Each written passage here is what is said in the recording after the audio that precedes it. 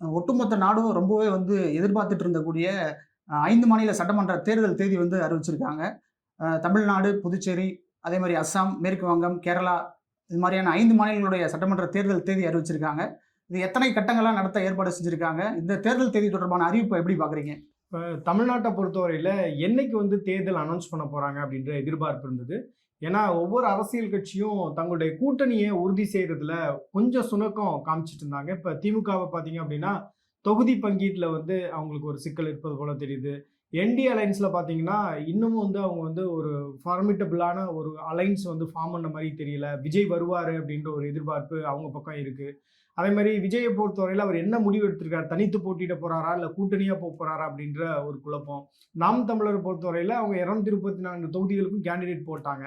So இந்த மாதிரியான ஒரு சூழல்ல எப்ப தேர்தல் தேதி அனௌன்ஸ் பண்ணுவாங்க? அப்படின்ற ஒரு எதிர்பார்ப்பு இருந்தது. இன்னைக்கு பார்த்தீங்க அப்படின்னா, இந்திய தலைமை தேர்தல் ஆணையம் நீங்க சொன்ன மாரி 5 மாநிலங்களுக்கான தேர்தல் தேதிய அனௌன்ஸ் பண்ணியிருக்காங்க. தேர்தல் நடத்தை விதிமுறைகளும் அமலுக்கு வந்திருக்கு அப்படின்றத பார்க்க முடியுது. இப்ப தமிழ்நாட்ட பொறுத்தவரையில தமிழ்நாட்டுல ஏப்ரல் 23ஆம் தேதி வாக்குப்பதிவு அப்படின்றது இருக்கு. நம்ம ஏப்ரல் 23ஆம் தேதி தான் ஓட்டு போட போணும் அப்படின்றத ஞாபகத்துல வச்சுக்கணும். அதே மாரி உங்களுக்கு மே 4ஆம் தேதி வாக்கு எண்ணிக்கை அப்படின்றது நடைபெற இருக்கு. மே 4ஆம் தேதி யார் வின்னர் அப்படின்றத அனௌன்ஸ் பண்ணிடுவாங்க. அதுக்கிடையில பார்த்தீங்கன்னா, உங்களுக்கு வேட்புமனு தாக்கல் மார்ச் 30ஆம் தேதியிலிருந்து தொடங்கும். அப்புறம் வேட்புமனு தாக்கல் செய்வதற்கு கடைசி நாள்னு ஒரு டேட் ஃபிக்ஸ் பண்ணியிருப்பாங்க. ஏப்ரல் 6. ஒருத்தர் வேட்பாளரா போட்டி போறாரு அப்படின்னா, அவர் ஏப்ரல் 6க்குள்ள வேட்புமனு தாக்கல் செய்வதற்கான ஒரு அவகாசம் அப்படின்றது தேர்தல் ஆணையம் குடுக்குறாங்க. அப்புறம் வேட்புமனு பரிசீலனை அப்படின்னு சொல்லுவாங்க. ஸோ அது ஏப்ரல் 7. அப்புறம் வேட்புமனு வாபஸ் வாங்குவதற்கான கடைசி நாள் அப்படின்னு சொல்லிட்டு ஏப்ரல் 9. ஒருவேளை ஒரு வேட்புமனு ஒருத்தர் தாக்கல் பண்ணி நான் தேர்தலில் போட்டியிட விரும்பல அப்படின்னு வாபஸ் வாங்கணும்னு நினைக்கிறாருன்னா அந்த டேட் ஏப்ரல் 9. ஸோ வாக்குப்பதிவு நடைபெறக்கூடிய நாள், நம்ம போய் வாக்கு செலுத்தக்கூடிய நாள் அப்படின்றது ஏப்ரல் 23. வாக்கு எண்ணிக்கை அப்படின்றது ரிசல்ட் டே மே 4 அப்படின்றத நம்ம ஞாபகத்தில் வச்சுக்கணும். அதே மாதிரி இப்போ நீங்க அசாம், புதுச்சேரி, கேரளா இந்த 3 மாநிலங்கள்ல பார்த்தீங்கன்னா ஏப்ரல் 9ஆம் தேதி அப்படின்றது வாக்குப்பதிவு நாளா இருக்கு. ரிசல்ட் டே அப்படின்றது சேம் தான், மே 4 தான். அதே மாதிரி வெஸ்ட் பெங்காலை பொறுத்தவரையில 2 கட்டமாக அங்கே தேர்தல் நடைபெற இருக்கு. ஏப்ரல் 23, ஏப்ரல் 29 இந்த 2 தேதியில அங்கே வாக்குப்பதிவு நடைபெற இருக்கு அப்படின்றத நம்ம கவனத்தில் வச்சுக்கணும். கடந்த தேர்தல்ல பார்த்தீங்கன்னா, பிப்ரவரி கடைசியிலேயே தேர்தல் தேதியெல்லாம் அறிவிச்சிருந்தாங்க. ஆனா இந்த வாட்டி பார்த்தீங்கன்னா, ரொம்ப லேட் ஆயிருச்சு. இப்போ இந்த தாமதத்துக்கு என்ன மாரியான காரணங்களா இருக்கும்? ஸோ நம்ம காலையில கூட இத பத்தி பேசினோம். 2 காரணங்கள். ஒண்ணு இந்த எஸ்ஐஆர் நடவடிக்கை.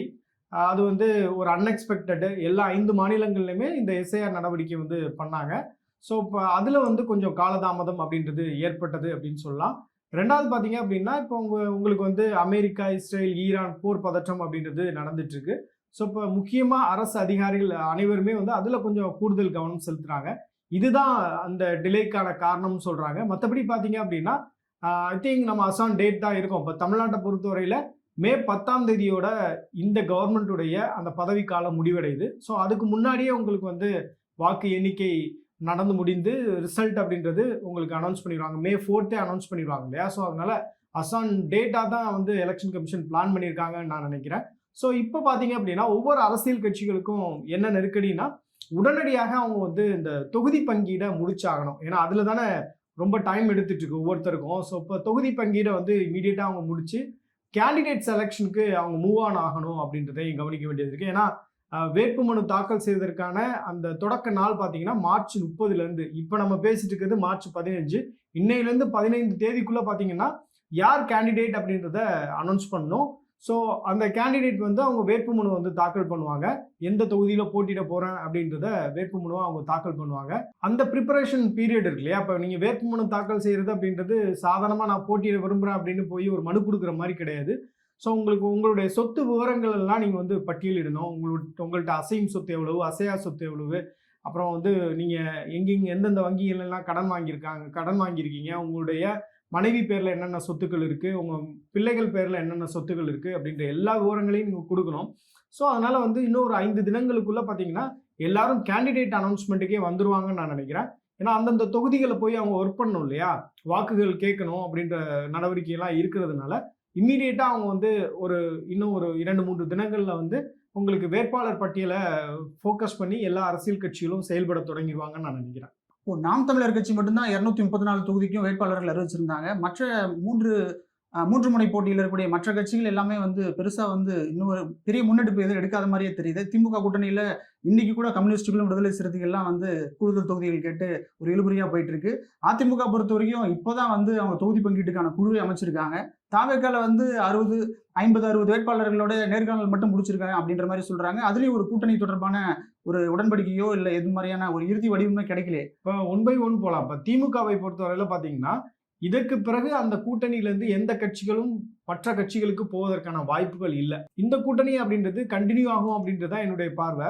இப்போ கம்யூனிஸ்ட் இயக்கங்கள் இல்லை விடுதலை சிறுத்தைகள் பொறுத்தவரையில அவங்க வந்து கூடுதல் இடங்கள் கேட்பது அப்படின்றது அவங்க பெர்ஸ்பெக்டிவ்ல சரியான ஒரு விஷயம்தான். அதே நேரத்தில் பார்த்தீங்க அப்படின்னா இது வந்து டூ லேட் அப்படின்னு நான் நினைக்கிறேன். இன்டீட் பார்த்தீங்கன்னா உங்களுக்கு வந்து அவங்களுடைய அதிருப்தியை சொல்லாம அவங்க திமுக கொடுக்கக்கூடிய சீட்டை மட்டும் வாங்கிட்டு அமைதியா இருந்தா இப்போ பொது வழியிலேருந்து வரக்கூடிய விமர்சனங்களுக்கு அவங்க வந்து பின்னாட்களில் வந்து பதில் சொல்ல வேண்டிய ஒரு கட்டாயம் அப்படின்றது ஏற்படும். அதனால எங்களை பொறுத்தவரையில இப்போ திமுக கொடுக்கக்கூடிய இடங்கள் அப்படின்றது போதுமானதாக இல்லை அப்படின்றத வெளிப்படையாக சொல்றது. அப்புறம் 2-3 தினங்களுக்கு பிறகு பார்த்தீங்கன்னா இந்த கூட்டணி அப்படின்றது மதச்சார்பற்ற ஒரு கூட்டணி. பாஜக போன்ற கட்சிகளை தமிழ்நாட்டில் வளர விடாமல் இருக்கணும் அப்படின்னா இந்த கூட்டணி அப்படின்றது காலத்தினுடைய தேவை அப்படின்னு சொல்லி அவங்களே வந்து அதற்கான பதிலையும் சொல்லி அவங்க வந்து குறைந்த இடங்கள்ல போட்டியிடுவதற்கான வாய்ப்புகளும் இருக்கு அப்படின்னு நான் நினைக்கிறேன். திமுகவை பொறுத்தவரையில எந்த கட்சிக்கும் இடங்கள் குறைக்கணும் அப்படின்றது அவர்களுடைய நோக்கம் இல்லை. பட் ஆனா வந்து நீங்க இடங்கள் குறைத்துக் கொள்ளுங்கள். அதே நேரத்தில் பார்த்தீங்கன்னா நீங்க உதயசூரியன் சின்னத்தில் போட்டிட்டீங்கன்னா நீங்க கேட்குற இடங்களே நாங்கள் கொடுத்துறோம் அப்படின்ற ஒரு ஸ்டாண்டர்டும் அப்படின்ற ஒரு மைண்ட் செட்டும் திமுக இருக்கிற மாதிரி தெரியுது. இப்போ பார்த்தீங்கன்னா அஸ்ஸான் டேட் வந்து திமுகவை பொறுத்தவரையில கம்ப்ளீட்டா இன்னும் 2 நாட்கள்ல வந்து தொகுதி பங்கீடு பேச்சுவார்த்தையை வந்து அவங்க முடிச்சிருவாங்க அப்படின்னு தான் சொல்றாங்க. இப்போ அதிமுகவை பொறுத்தவரையில அவங்க வந்து தேர்தல் தேதி அனௌன்ஸ் பண்றதுக்கு ஒரு 2 மணி நேரத்துக்கு முன்னாடி அவங்க குழுக்கள் நிறைய போட்டாங்க. அதுல பாத்தீங்கன்னா உங்களுக்கு வந்து தொகுதி பங்கீட்டு குழு, அப்புறம் விளம்பரத்துக்காக தனிக்குழு, அப்புறம் ஊடகங்களை சந்தித்து பேசுவதற்கான ஒரு குழு, அதே மாதிரி உங்களுக்கு பிரச்சார குழு அப்படின்னு ரொம்ப டீட்டெயில்டாவே வந்து அவங்க கொஞ்சம் ப்ரிப்பேர்டா தான் இருந்திருக்காங்க அப்படின்றது புரிஞ்சுக்க முடியுது.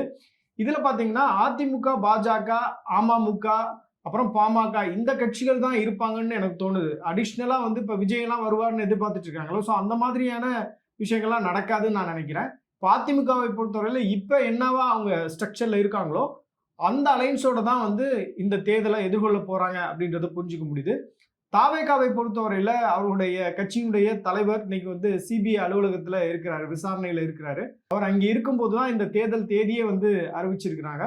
ஸோ அவங்கள பொறுத்தவரையில தனித்து தான் போட்டிடுவாங்க அப்படின்றது தான் இப்போ நம்ம தாவேகா சார்பில் பேசும்போது கிடைக்கக்கூடிய ஒரு தகவலாக இருக்கு. என்டிஏ அலைன்ஸ்குள்ள போறாங்க, பாஜக அழுத்தம் கொடுக்குது அப்படின்ற செய்திகள்லாம் வந்து வதந்தி தான் அப்படின்னு நான் நினைக்கிறேன். நிச்சயமா இப்போ தேர்தல் தேதி அறிவிச்சிட்டாங்க. இப்போ கண்ட்ரோல் ஃபுல்லா எப்படி மாறும் அப்படின்னு பார்க்கலாம். எந்த மாதிரியான கட்டுப்பாடுகள் மக்களுக்கும் சரி அரசியல் கட்சிகளும் சரி அது அமலுக்கு வரப்போகுதுன்னு பார்க்கலாம். இப்போ ஒன்ஸ் வந்து தேர்தல் தேதி அனௌன்ஸ் பண்ண உடனே பார்த்தீங்கன்னா தேர்தல் நடத்தை விதிமுறைகள் அமலுக்கு வந்துடும்.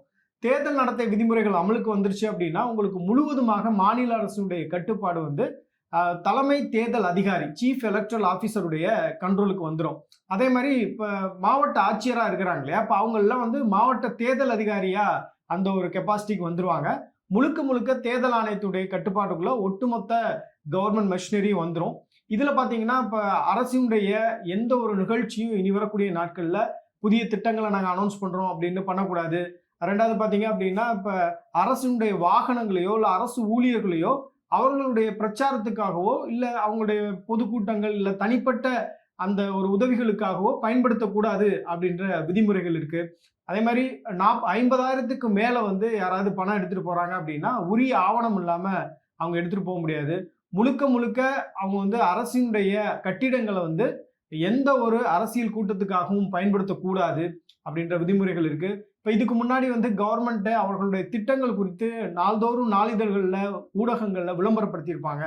இனிமேல் அந்த மாதிரி செய்ய முடியாது. இப்போ முதலமைச்சருடைய படம், அமைச்சர்களுடைய படங்கள் வந்து எங்கேயாவது சுவரொட்டிகளாகவோ இல்லை வந்து பதாகைகளாகவோ இல்லை ஸ்டாச்சுவாவோ எது இருந்தாலும் அதை முழுவதுமாக மறைச்சிருவாங்க, அதை ரிமூவ் பண்ணிடுவாங்க. இண்டீட் வந்து இப்போ திமுகவுடைய தலைவர்கள்னு ஐகான்ஸ்ன்னு இருப்பாங்கல்ல, இப்போ கலைஞர் கருணாநிதி, அண்ணா அவர்களுடைய புகைப்படங்கள் முதற்கொண்டு சின்னங்கள் முதற்கொண்டு எல்லாத்தையுமே வந்து அவங்க அதை மூடிடுவாங்க. அதே மாதிரி தான் அதிமுக ஆகும். எந்த அரசியல் கட்சி சார்ந்த அந்த புகைப்படங்கள், ஸ்டாச்சுஸ் ஏதாவது இருந்தது அப்படின்னா, பொதுமக்கள் பார்வையில இருந்தது அப்படின்னா, அத வந்து ரேப் பண்ணிருவாங்க, க்ளோஸ் பண்ணிருவாங்க. ஸோ இந்த மாதிரியான நடவடிக்கைகள்லாம் இருக்கும். அதே மாரி இப்ப காவல்துறையிட்ட வந்து அனுமதி வாங்கிட்டு தான் எந்த ஒரு கூட்டங்களும் நடத்தணும். இதுக்கு முன்னாடி பார்த்தீங்கன்னா, இப்ப ஆளக்கூடிய அரசு வந்து இன்ஃப்ளூயன்ஸ் பண்ணுவாங்க. இப்ப ஒரு பெரிய பொதுக்கூட்டம் போடுறோம் அப்படின்னா, காவல்துறை வந்து அவங்களுக்கு உடனே அனுமதி குடுப்பது அப்படிலாம் இருக்கும். இப்ப அந்த லெவல் பிளேயிங் ஃபீல்டு அப்படின்றது இருக்கும். இப்ப காவல்துறையை பொறுத்தவரையில எந்த பாரபட்சமும் இல்லாம அனுமதி குடுக்க வேண்டிய ஒரு கட்டாயத்துக்கு வந்துருவாங்க. இன்கேஸ் வந்து இந்த நடத்தை விதிமுறைகள வந்து யாரும் ஃபாலோ பண்ணாம இருக்காங்க அப்படின்னா, உடனே வந்து பிஎன்சி சட்டத்தின் கீழ வந்து கிரிமினல் நடவடிக்கை எடுப்பதற்கான அதிகாரமும் தேர்தல் ஆணையத்திட்ட இருக்கு. இப்ப இந்த டைம்ல பார்த்தீங்கன்னா, உங்களுக்கு வந்து மதுபானம் வழங்குறது, பணப்பட்டுவாடா செய்றது, பரிசு பொருட்கள் குடுக்குறது அப்படின்லாம் வந்து இப்ப நம்ம தேர்தல் காலத்துல ஒரு கலாச்சாரமா இருக்கும். ஸோ அதுக்கெல்லாம் வந்து தடை விதிக்கப்பட்டிருக்கு. இப்ப வாக்காளர்கள சந்திக்கும்போது அவங்கள்ட்ட வந்து கையிலேருந்து பணத்த எடுத்து குடுக்குறது, அந்த மாரிலாம் ஏதாவது பண்ணாங்க அப்படின்னா, உடனடியாக அந்த தேர்தல் நடத்தை விதிமுறைகளின் கீழ் பார்த்தீங்கன்னா, கிரிமினல் நடவடிக்கை தொடர்வதற்கான வாய்ப்பு இருக்கு. ஹேட் ஸ்பீச்ச வந்து தேர்தல் ஆணையம் வன்மையா கண்டிக்கிறாங்க. இப்ப மொழியின் அடிப்படையிலோ, இல்ல வந்து மதத்தின் அடிப்படையிலயோ, இல்ல சமூகத்தின் அடிப்படையிலயோ நீங்க வந்து வாக்குகள் சேகரிக்கிறீங்க அப்படின்னா, அதுவும் கண்டிக்கப்பட வேண்டிய ஒரு குற்றமாக தேர்தல் ஆணையம் இந்த காலகட்டங்கள்ல பார்ப்பாங்க. ஸோ அதனால கவனத்தோட வந்து வேட்பாளர்கள் வந்து வாக்கு சேகரிக்கும்போது நடந்துக்கணும். அப்படின்றது தான் இதுல இருக்கக்கூடிய விதிமுறைகள். இப்போ திமுக பொறுத்தவரைக்கும் கடைசி நேரத்துல நிறைய நலத்திட்டங்கள அறிவிச்சாங்க. அது மட்டும் இல்லாம அவருடைய பிரச்சார பாணியே பார்த்தீங்கன்னா, நிறைய நலத்திட்ட உதவிகள வந்து நாங்க செஞ்சிருக்கோம் அப்படின்ற விஷயத்த தான் அவங்க முன்வைக்கிறாங்க. இப்போ தேர்தல் தேதி அறிவிச்சாச்சு. இதுக்கப்புறம் வந்து எந்த விதமான அறிவிப்புகளுக்கும் வேலை இருக்காது. இப்போ ஆளுங்கட்சியா இருக்கக்கூடிய திமுகவுக்கு பலமுனை தாக்குதல் அப்படின்ற மாரி அதிமுக ஒரு பக்கம், நாம் தமிழர் ஒரு பக்கம், இன்னொரு பக்கம் தாவேகா அப்படின்ற மாரியான அந்த அட்டாக் அந்த அரசியல் அப்படின்றது மாரி இருக்கும். இது எல்லாத்தையும் எதிர்கொள்றதுக்கு திமுக எந்த அளவுக்கு தயார் நிலையில இருக்கிறாங்க அப்படின்னு பார்க்கலாம். திமுகவை பொறுத்தவரையில இந்த தேர்தல் அப்படின்றது அவங்களுக்கு மிக முக்கியமான ஒரு தேர்தல். இது வந்து யூசுவலா இருக்கிற மாரி ஒரு பைபோலர் இருமுனை போட்டியாக இல்ல. இது ஒரு 4 முனை போட்டியாக இருக்கிறதுனால, அவங்க வந்து இந்த தேர்தல்ல எப்படியாவது வெற்றியை உறுதி செய்யணுன்றதுக்காக தான், இப்ப அவங்களுடைய அலைன்ஸ வந்து எக்ஸ்பேண்ட் பண்ணியிருக்காங்க. நெறைய காம்ப்ரமைசஸ் அவங்க பண்ணியிருப்பது போல தெரியுது. இன்னொரு பக்கம் பார்த்தீங்கன்னா, இப்ப அவங்க அதிகாரத்துல இருக்கிறதுனால, இப்ப அவங்களுக்கு ஒரு அனுபவமும் இருக்கு. தேர்தல் நேரங்கள்ல எப்படி நம்ம வந்து செயல்படணும் அப்படின்றது. ஸோ, இப்ப அவங்க திட்டங்கள முன்வைத்து நெறைய கேம்பெயின் ஆல்ரெடி பண்ணிட்டாங்க. நெறைய விளம்பரங்கள் பண்ணிட்டாங்க.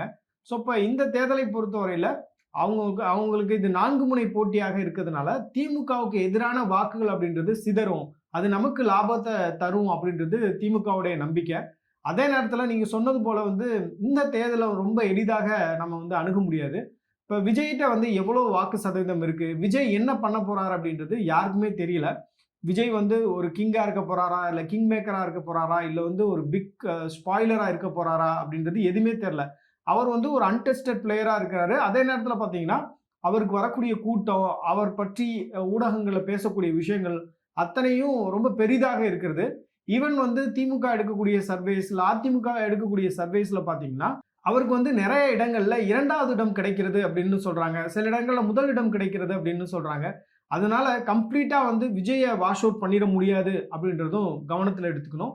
இன்னொரு பக்கம் அதிமுக, பாஜகவை பொறுத்தவரையில அவங்களுக்குன்னு ஒரு ட்ரெடிஷனல் வோட்டர்ஸ் இருக்கிறாங்க. இப்ப அதிமுகவுக்கு வாக்களித்தவர்கள் எப்போதுமே அதிமுகவுக்கு தான் வாக்களிப்பாங்க. ஸோ எடப்பாடி பழனிசாமியுடைய ஸ்பீச்லயே பார்த்தீங்கன்னா, அவர் ரொம்ப கான்ஃபிடன்ஸா இருக்காரு. ஸோ அந்த கான்ஃபிடன்ஸ் அப்படின்றது சாதாரணமா வராதுல்ல. இப்ப யாருக்கா இருந்தாலும் ஒரு சின்ன பதற்றம், ஒரு பயம்ன்றது இருக்கும். அவர பொறுத்தவரையில ரொம்ப கான்ஃபிடன்ஸா எல்லா மேடைகள்லயும் பேசுறாரு. என்னதான் அவர சுத்தி நடந்தாலும் ரொம்ப கான்ஃபிடென்ட்டா இருக்காரு. ஸோ வொர்ஸ்ட் சினாரியோல கூட பார்த்தீங்கன்னா, 2021ல அவர்களால வந்து 75 இடங்கள் வெற்றி பெற முடிந்தது அந்த கூட்டணியால. அப்படின்றப்ப நம்ம வந்து அதிமுகவ நம்ம ஜஸ்ட் லைக் தட் இக்னோர் பண்ணிற முடியாது.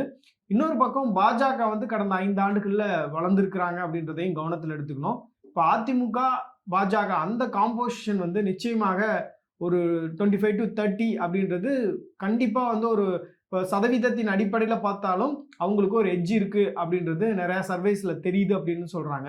ஸோ அதனால இது ஈஸி கேக் வாக்கா யாருக்குமே இருக்காது. இப்ப திமுகவை பொறுத்தவரையில இது ரொம்ப முக்கியமான தேர்தல். ஏன்னா இதுக்கு முன்னாடி அவங்க வந்து 2வது முறையாக கன்சிக்யூட்டிவா வந்து வெற்றி பெற்றதே கிடையாது.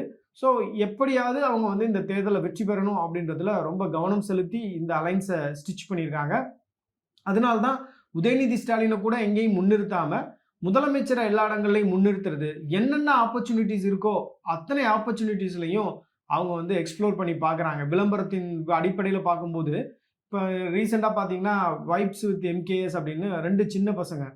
அவங்கள வந்து கூப்பிட்டு அவர் வந்து இன்டராக்ட் பண்றாரு. ஸோ எல்லா வகையிலயும் அவங்க முயற்சி பண்ணி பார்க்குறாங்க. எல்லா வீடுகள்லயும் நம்ம போணும் அப்படின்ற ஒரு முயற்சி தொடர்ச்சியாக இருந்துட்டு இருக்கு. ஸோ அந்த அடிப்படையில பார்க்கும்போது திமுக இந்த தேர்தல வந்து ஜஸ்ட் லைக் தட் சாதாரணமா அணுகல அப்படின்றது மட்டும் நமக்கு கிளியரா தெரியுது. தேர்தல் தேதி அறிவிப்பு, நடத்தை விதிமுறைகள், அது மட்டும் இல்லாம தமிழகத்தில் இருக்கக்கூடிய அரசியல் கட்சிகள் வந்து எந்த மாதிரியான வியூகங்களை வகுத்து அடுத்தடுத்து காய் நகர்த்த போறாங்க அப்படின்ற மாதிரி நிறைய விஷயங்களை பகிர்ந்திருக்கோம். நீங்களும் பார்த்திருப்பீங்க. உங்களுடைய கருத்துக்களை வந்து கமெண்ட் செக்ஷன்ல பதிவு பண்ணுங்க.